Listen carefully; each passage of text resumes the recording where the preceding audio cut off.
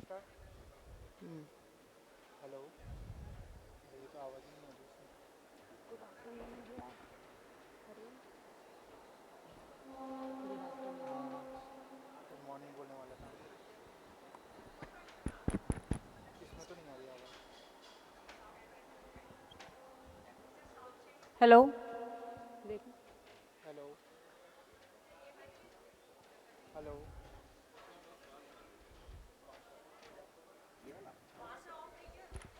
मैं ऑन का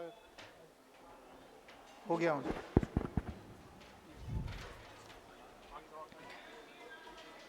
A very good afternoon, everyone, and a very warm welcome to this special session of the Haridwar Literature Festival. I am Hariom Rawat, currently working as an assistant professor of English at Government PG College, Thalisen. And I, Dr. Rajni Singhal, Assistant Professor of English at SMJN PG College, Haridwar. It is our privilege to introduce and felicitate this wonderful session dedicated to budding creative writers. नन्ही सी कलम है पर सोच विशाल है। नन्ही सी कलम है पर सोच विशाल है। बडिंग राइटर का हर ख्वाब बेमिसाल है। आज अभ्यास है कल पहचान बनेगी। आज अभ्यास है कल पहचान बनेगी। मेहनत की स्याही से दुनिया बदलेगी। आपने विलियम वर्ड्स की famous line the child is the father of man अवश्य सुनी होगी।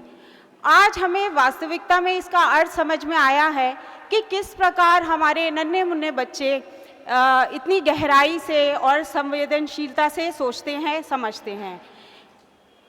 इनके मन में भी वही विचार, वही जिज्ञासाएं और जीवन से जुड़े वही प्रश्न उठते हैं जो कि बड़े लोग अनुभव करते हैं। अपनी कल्पनाओं और विचारों को इन बडिंग राइटर्स ने अपनी कलम के माध्यम से अत्यंत सुंदर शब्दों और भावपूर्ण पंक्तियों में लिखा है। इस इंटरैक्टिव और इनसाइटफुल सेशन के माध्यम से हमें यह देखने और समझने का अवसर मिलेगा कि रचनात्मकता उम्र की मोहताज नहीं होती। वास्तव में प्रत्येक लेखक कभी ना कभी एक बडिंग राइटर ही होता है। निरंतर अभ्यास, लगन और धैर्य ही उसे सफल बनाते हैं। रजनी मैम ने अत्यंत सदे हुए और प्रभावशाली अंदाज से इन उभरते हुए बडिंग राइटर्स से हमारा परिचय कराया। इससे मुझे कुछ पंक्तियां याद आती हैं। हर पंक्ति में उम्मीद, हर शब्द में जान। हर पंक्ति में उम्मीद, हर शब्द में जान। लिखते लिखते मिलती है खुद की पहचान। जो रुकते नहीं असफलता की सोर से, जो रुकते नहीं असफलता की सोर से, यही लेखक चमकते हैं समय की दौर से। Today we are celebrating the talent and creativity of young poets whose words capture emotion, nature, spirituality, and human experience. Let me introduce our budding creative writers. Our first creative writer is Miss Sejal Bali. She is from Dehradun, known for her poetry collection, The Adorable Moon. Sejal has been writing since the age of 8, and her poems are celebrated for their vivid imagery and rich metaphors. The second participants we have is Miss Seerat Arora. She is from DPS Ranipur. She started writing poetry at very young age, inspired by her curiosity and keen observation of life. She believes that writing is a true gift from God. Third participant. All participants, please come on the stage. Third participant we have Miss Arohi Sharma, 11th grade student from DAV Jagjitpur. She is a talented young poet and the author of The Heart Archives. Her writings on love, nature, and human emotions, including Love Note to Myself and Khamoshiyan, reveal striking maturity and creativity. The last budding writer we have is Miss Vrinda from Swami Hariharanand Public School, author of Maa Ka Daman. Vrinda has been writing from an early age. Her poetry reflects life, society, and deep human sensitivity. It is truly inspiring to witness such young talents, each with unique voice and perspective, coming together to share their creativity with us today. Let us give a big round of applause to these budding creative writers. Now we are honored to have with us remarkable moderator Dr. Bharti Sharma ma'am. Dr. Sharma is a distinguished scholar and associate professor of English at Roorkee, widely recognized for her expertise in Sanskrit poetics, literary criticism, and cultural studies. She has been awarded the Uttarakhand Sanskrit Academy Award for her outstanding contribution to literature and culture. Her work, including Anthology to Folk Tales of Uttarakhand, bridges classical and contemporary perspective, inspiring students and enriching literary discourses. We are indeed privileged to have her guide this session. I would मैं आपसे अनुरोध करती हूँ कृपया ताली बजाकर इन बच्चों का और हमारी मॉडरेटर मैम भारती मैम का स्वागत करिए.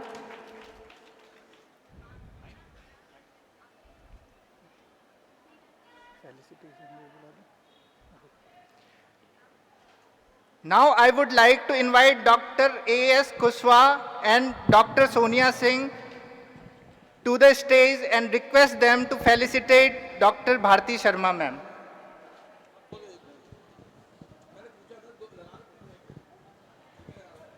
Dr. A.S. Kushwaha sir and Sonia Singh ma'am, please come on the stage.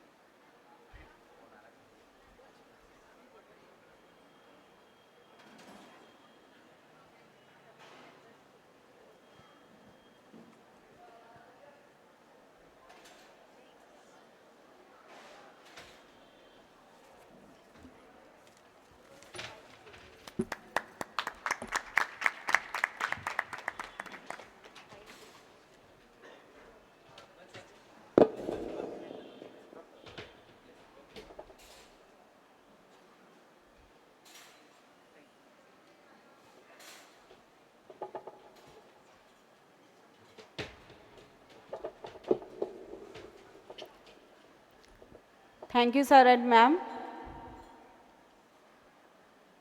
Now the session is over to you, Bharti ma'am. Hello.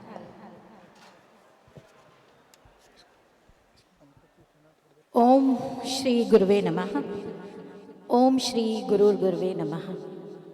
First of all, I would like to convey my vote of thanks to my guide, Professor Shravan Sharma ji, my torch bearer, Dr. Karuna Sharma ji, and Honorable Sanjay Handa ji, to provide me an opportunity to be here, to be the integral part of organizing committee Antah Pravaha Society, and be the inevitable member of Haridwar Literature Festival.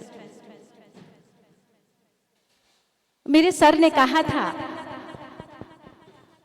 कि stress release करना है तो शेर से अपनी बात शुरू की जाए, शायरी से अपनी बात शुरू की जाए. हदें शहर से निकली तो गांव गांव चली, कुछ यादें मेरे संग पांव पांव चली. सफर जो धूप का किया तो तजुर्बा हुआ, वो जिंदगी ही क्या जो छाँव छाँव चली. Wow. At the moment we are having the session of budding poets and I am highly privileged. Bharat के भविष्य के साथ बैठी हूँ. अभी चिंतन हो रहा था कि कैसा कैसा भारत देना है आने वाली जनरेशन्स के हाथ में, तो मैं शान से कहना चाहूंगी, ऐसा भारत देना है आने वाली जनरेशन्स के हाथ में। ये भारत का भविष्य जिनकी कविताओं को मैंने तहे दिल से पिछले 4-5 दिन से पढ़ रही हूं, ये वो बच्चे हैं जो अपनी मुट्ठी में सितारे लिए बैठे हैं, जो भावनाओं के ज्वार से हम बड़े भविष्य और भूत के लिए चिंतित रहते हैं, किंतु ये बच्चे आज में जीते हैं।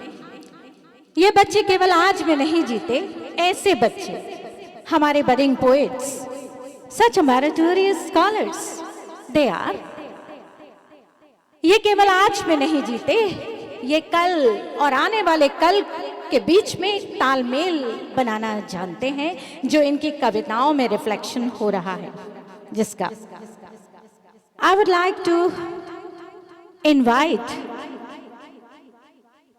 Vrinda, one of the budding poet. I am highly privileged and so much vibrated that I am going to talk to you, Vrinda. First of all, I would like to know, आपने उपनाम लिया वाणी। हम जानते हैं, अभी अभी doctor Rajni और doctor Hariom जी ने वृंदा का परिचय दिया कि वृंदा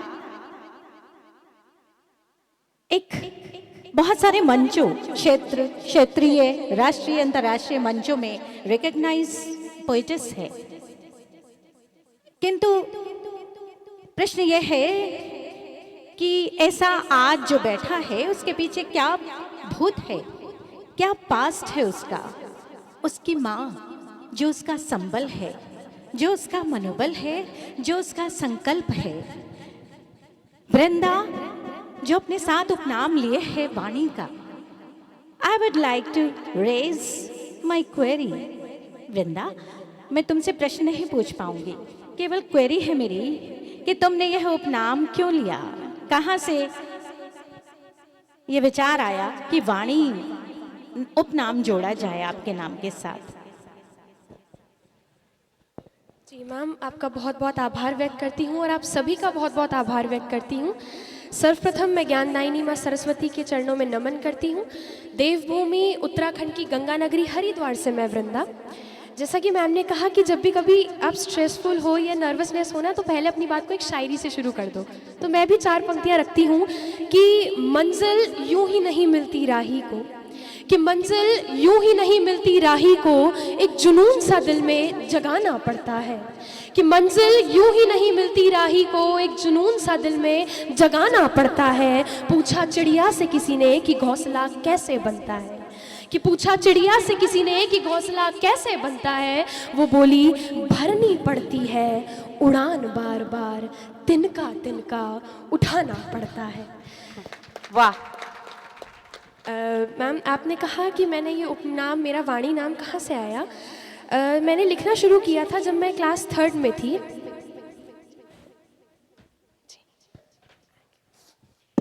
मैंने लिखना शुरू किया था जब मैं क्लास 3rd में थी। 8 वर्ष की मैं 8 वर्ष की थी, तब से मैंने अपने काव्य का ये सफ़र जारी किया था।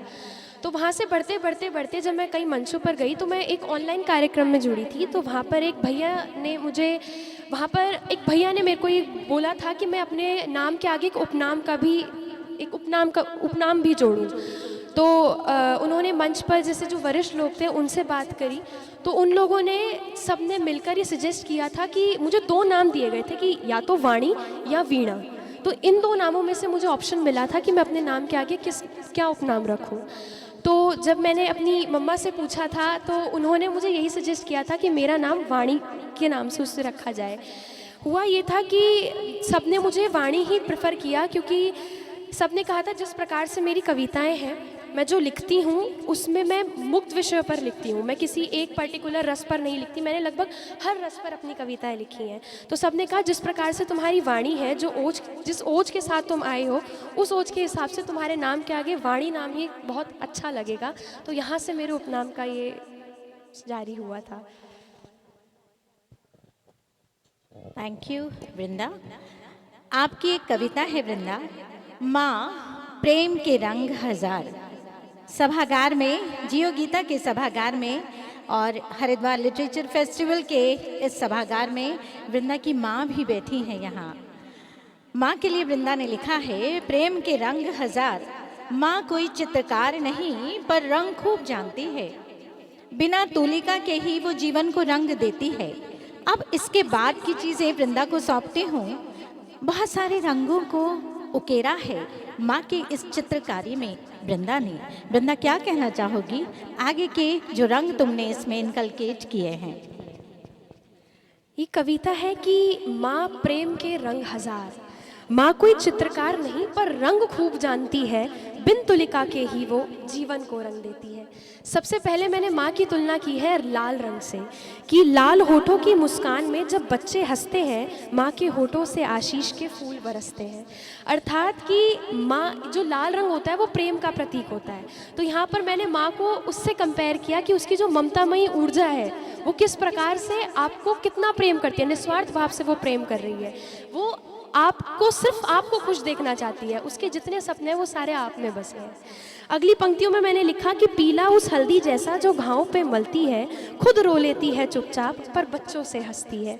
यानी लिखा, हल्दी जो होती है वो पीले रंग की होती है और हल्दी में औषधीय गुण होते हैं। आपके जितने भी ये घाव होते हैं इनको हील करने में हल्दी बहुत लाभदायक है। तो उसी तरीके से माँ को भी रखा कि जब आप चुनौतियों से घिर जाते हैं ना, तो उस वक्त आपके साथ खड़े रहने वाली, आपको बहुत जल्दी हील करने वाली, वो आपकी माँ आपके साथ है। अगला है कि हरा वो सपना है जो बच्चों की आंखों में पलता है, माँ हर कांटे पे चलती है ताकि रास्ता सरल बनता है। हरा से मैंने यहाँ पर इंडिकेट किया है कि वो आपके जीवन में प्रॉस्पेरिटी देखना चाहती है, वो आपको बढ़ता हुआ देखना चाहती है, वो आपके जीवन में ग्रोथ देखना चाहती है कि आप हमेशा आगे बढ़ते रहें, आपका भविष्य हमेशा हरा भरा बना रहे। अगला लिखा कि नीला है उसका धैर्य जो लहरों सा शांत है, हर तूफान में भी माँ का प्रेम अड़िग व निस्वार्थ है। मैंने नीले को यहाँ पे उसके धैर्य से कंपेयर किया। देखिए, नीला रंग जो है वो सागर की शांत लहरों की तरह है।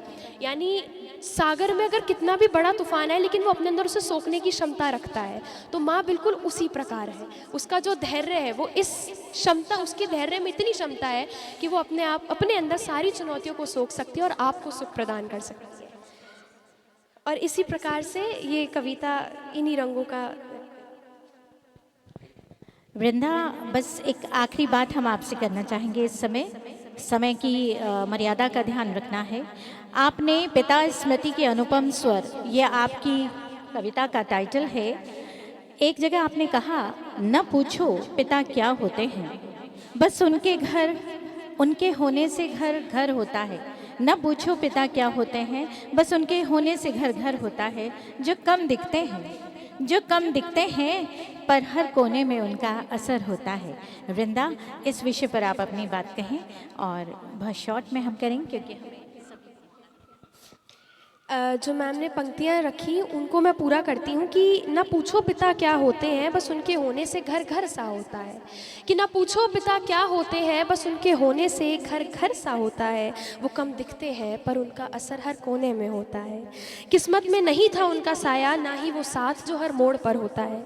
कि किस्मत में नहीं था उनका साया, ना ही वो साथ जो हर मोड़ पर होता है। बस इसलिए कभी जान ही नहीं पाई कि असल में पिता क्या होता है। तो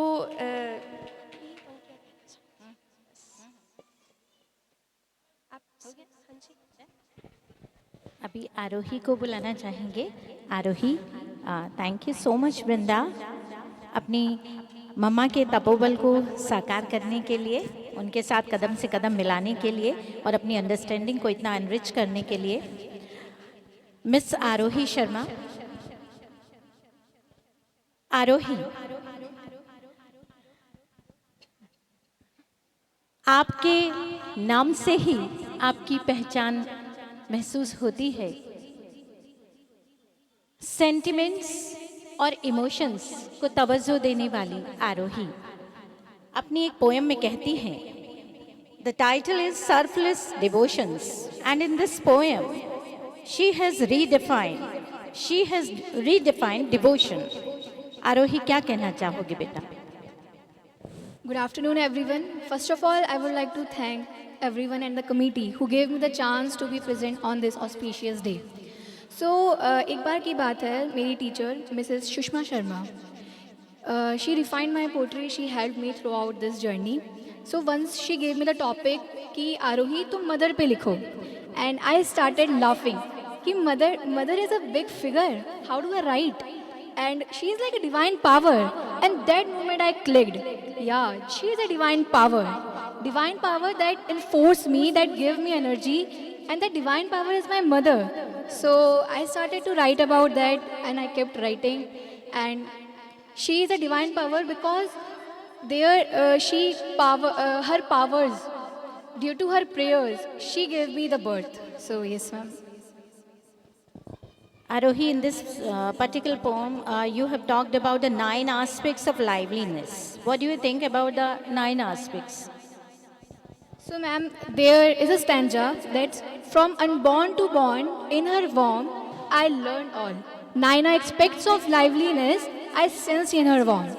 जब बच्चा अपने घर में होता माँ के गर्भ में होता है तब वो 9 महीने अपने माँ के गर्भ में होता है तो वो 9 एक्सपेक्ट सीखता है अपनी लाइफ के. इसमें मैंने ये दर्शाने की कोशिश करी है 9 एक्सपेक्ट जैसे love, pain, suffering, excitement, joy, healing and so many are there. So बच्चा सिर्फ जन्म के बाद ही नहीं सीखता, जैसे कि अभिमन्यु ने अपनी माँ के गर्भ में ही चक्रव्यूह को सॉल्व करना उसमें एंटर करना सीखा था. इसी तरह गर्भ में एक बच्चा 9 एक्सपेक्ट सीखता है अपनी माँ के साथ जब वो बड़ा होता है. 9 एस्पेक्ट्स उस अमर कथा की भी याद दिलाते हैं जब शंकर और पार्वती कहती हैं कि इतनी बार जन्म लिया मैंने, आप हर बार मेरी मुंडों की माला पहन लेते हैं. और जो अपनी माँ के गर्भ में हम सीखते हैं, ऐसा ही कुछ जो वो कबूतर था जो गुफा में बैठा था और सुन रहा था और सुखदेव जी की पत्नी के गर्भ में समा गया था और वेदव्यास की पत्नी के गर्भ में समाए और सुखदेव जी का जन्म हुआ. और सुखदेव जी भी आज भी उस अमर कथा को गाते हैं. और ये 9 एस्पेक्ट्स जो माँ की अंतरतम से हम जुड़े रहते हैं, अंतरतल से जुड़े रहते हैं. आपने अपनी डेविल में there is a poem entitled hey devil. You have again tried to redefine the definition of devil. So what do you say about that? So, ma'am, I am in my teenage, and we teenagers make so many scenarios in our head. We make situations, we make scenarios. So, एक दिन मैं अपने छत पे थी and I suddenly imagined कि what if a devil come on earth, तो वो क्या महसूस करेगा. So, एकदम से मेरे अंदर से आवाज़ आई that we humans have changed the initial definition of love. Our existence is on love, but we have changed that initial definition of love. So अगर devil आता है, his heart will tremble to see that we humans have corrupted love. We have stained love. We actually are into materialism. We are so selfish nowadays. We are not हम उस definition पे नहीं उभर पा रहे हैं. सो वो डेविल भी अर्थ पे अगर आ गया किसी दिन, वो भी हमसे ही डर जाएगा कि ये ह्यूमंस को क्या हो गया है, इनके सामने तो मैं ही इनोसेंट हो चुका हूँ. So yes, thanks a lot. Now I would like to invite, thank you so much, kindly have your seat, Miss Sejal. Miss Sejal, she is having the inner dialogue in her silence. She is having depth within her bosom. I would like to start with the poem The Silver Thief. How you would unlock the particular poem The Silver Thief? First of all, sabhi ko namaste and thank you so much for giving me this opportunity. Ma'am, I wrote this poem, The Silver Thief, when I was like 14 years old. And in this poem, I've metaphorically compared the moon to the silver thief. So the main motive of this poem is that how we have a lot of unbottled expressions and a lot of unbottled emotions within us, which sort of like lead to our corruption. Like in Greek mythology and Greek tragedy, we'd say that is the hamartia, which is the tragic error of a hero. So if there is an excess of these unbottled, unprocessed emotions, they can lead to our own downfall. And in this scenario, I have derived the very beauty of nature, that is moon, which is the silver thief. And it is a thief not in the literal sense, but in a very beautiful connotative sense. That is, it is a thief of happiness. So to heal those sort of emotions, the moon, the silver thief is here, which sort of heals us. Sejal, as a teenager, what do you think is the real purpose of life? What is life exactly, as per your notion? तो इस सवाल का उत्तर देने के लिए मैं शुरू करूंगी कि जब when I was 11 years old, I wrote this poem titled Life, where I questioned the purpose of life. So when we talk about the purpose of life, the answer is not definite. It is, I'll say that it is a continuous exploration. That is life. Like there is no full stop to it. When we keep exploring life, there are several meanings that unfold. So what we make the most out of it, that is life as a teenager. कहीं ऐसा लगता है कि जब दर्द की इंतहा होती है तो दर्द अपने आप ही कम हो जाता है, कुछ ऐसा आपको अपनी कविताओं को लिखते हुए लगा क्या? जी मैम, बिल्कुल लगा है। जैसे जब बहुत ज़्यादा वैसे दर्द होता है तो कई बार वो इमोशन नम भी हो जाता है, लेकिन आर्ट या राइटिंग अगर लो तो इट इज़ वेरी कथार्टिक। अगर हम कुछ भी लिखना स्टार्ट करें तो वो सारे इमोशंस के बारे में हम बात करते हैं। एंड ना ही सिर्फ राइटर, लेकिन जो लोग पढ़ते भी हैं इन चीज़ों को, उनके लिए भी there is this catharsis which is there. So when we talk about this universal thing about art and writing, so that sort of thing helps us heal and deal with that pain. So nice of you, Sejal. Now, thank you so much, Miss Baby Seerat Arora, one of the budding poet. Welcome. Have a seat. You have pinpointed that honest writing is just printing down the real self. One's real self is honest writing. How you will shed light on this? Ma'am, thank you so much everyone present here. Thank you the committee and thank you so much ma'am for honoring me, for asking these questions so that everyone feels lively here. Ma'am, we know a quote that paper has more patience than people. So when we can express ourselves, sometimes we don't have everyone, we can't tell everything to everyone, because our secret is our own selves, and talking to ourselves and printing your own thoughts on that paper, it makes you lively and that paper too. And if that paper can be read by many of you, then it is the true meaning of what we have here. Thank you, Seerat. In one of your poems, you have mentioned our life, despite its imperfections, brings new lessons and inspirations. Just share your viewpoints. So, this particular line is from the poem No One is Perfect. And this poem also has a story behind it. It was the first poem that I wrote. I went to my headmistress and I just showed her. And it was my first poem. She loved it. And on that particular point, she said that now you're going to write the book. And here I am with the blessing of the God with this poem. So with this, I meant that we all have crests and troughs. We all have challenges. We all have different emotions. We all face many problems. There's no one who doesn't have a problem in their lives. but the way we face it, but the way we take it is what it shows. So, despite the imperfections that we have, you lack something, I lack something, but we do have something. So, no one can be 100% right, no one can have 100% talent, but we can give our own 100%.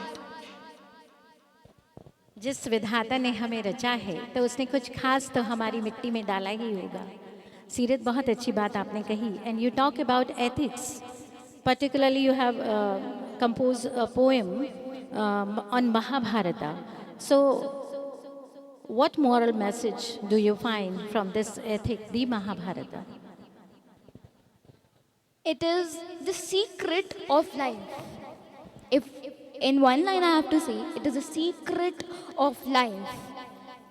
We have different relations with everyone and different challenges. So when we read Mahabharata, the Bhagavad Gita, the Bhagavad Purana, we find different lessons. Like, we have different relations with everyone, with friends, with teachers, with parents, with everyone we know. And this book particularly helps us deal with every relation. And that's what life means to us. The life is created with love, with feelings, with these people who are our own. And the way we deal with them is written in this beautiful book which gives us essence of wars and ages. Thanks सीरत। सो जो भी है हमारे पास वो बहुत खास है। इसी एहसास के साथ हम आने वाले समय में आप लोगों से रिक्वेस्ट करते हैं कि आप इसी तरह से keep growing and keep glowing. Okay, सीरत विशेस टू से फ्यू लाइन्स। सो मैं कुछ पंक्तियाँ कहना चाहूँगी जो श्री गुरु ग्रंथ साहिब जी से ली गई है कि चिंता ताकि कीजिए जो अनहोनी होए, हे मारक संसार को नानक थिर नहीं कोई।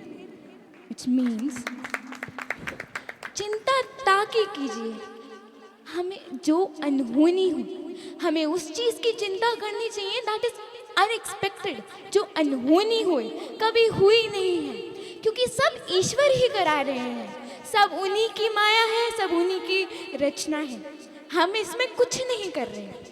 तो चिंता ताकि कीजिए जो अनहोनी होए, ए मारक संसार को नानक थिर नहीं कोई। कुछ भी यहाँ रुकता नहीं है, कुछ भी यहाँ स्टे नहीं करता, सब कुछ अपनी ही माया है, सब कुछ यहीं पर है।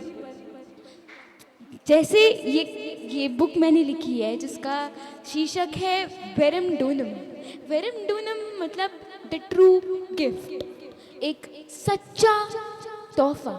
ये तोहफा भी ईश्वर शायद मेरे ज़रिए आप तक पहुंचाना चाह रहे हैं। मैं आप सबसे आशा करती हूँ कि आप ये पढ़ें, ज़रूर देखें। धन्यवाद। आने वाली जनरेशन्स के लिए बस एक दो पंक्तियों के साथ मैं इस सत्र को विराम देना चाहूँगी। माने हम हर टाइम स्ट्रेस में रहते हैं और हम भूल जाते हैं कि 6 बंधु हैं हमारे साथ जो हमारे साथ रहते हैं हर समय। अगर हम हर समय उन चीज़ों को फॉलो करते रहें। और ये 2 पंक्तियाँ हैं, सत्या माता पिता ज्ञानम। मैंने अपने गाइड से भी, यहाँ सारे स्कॉलर्स हम बैठे हैं, हमने उनसे भी यही सीखा है। सत्या माता पिता ज्ञानम, धर्म भ्राता क्षमा पुत्रम, शांति पत्नी दया सखा, षड एते मम बांधवा। ये 6 बांधव हमारे साथ हर समय रहते हैं, तो हमें डरने की आवश्यकता नहीं। हम बहुत कीमती है, हमें कायनात ने ढाला है, माँ ने पिता ने हमें संभाला है, और ये इन्वायरमेंट जो हमें संवर्धन दे रहा है, इसके लिए हम साधुवाद करते हैं, हर पल को साधुवाद करते हैं, जैसे कि सीरत ने कहा, जैसे कि सभी बडिंग पोएट्स ने कहा। Thank you so much. Now the dais is over to doctor Rajni and doctor Hariom ji. Thank you Bharati ma'am. ये क्यूट हमारे बडिंग राइटर्स, आप प्लीज़ एक बार जोरदार तालियों से इनका उत्साहवर्धन कीजिए।